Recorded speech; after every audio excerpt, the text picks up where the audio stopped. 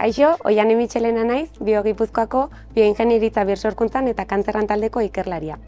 Bertan, AECC postdoc dirulaguntzari esker, bularreko minbiziaren latentziaren inguruan ikertzen dut. Zehazki, laborategian egiten duguna da 3D modeloak biomaterialekin imitatzeko pixka bat zelula kantzerigenoen ingurua. Horrekin, ikusi nahi duguna da zerk egiten duen zelula horiek lokartzea eta gero bat-batean esnatzea. Horri esker, mekanismo hori ulertu nahi dugu eta aurrerago tratamendu berria garatu. Hona, iritsi nintzen bioingenieritza biomedikoa ikasi nuelako, bere garaian karrera aukeratzerakoan matematika, fisika, kimika eta biologia gustatzen zitzaialako. Karreran zehar, ikerketan murgildu nintzen eta orduz geroztikan osasun arloko ikerketan ere pasioan bihurtu da.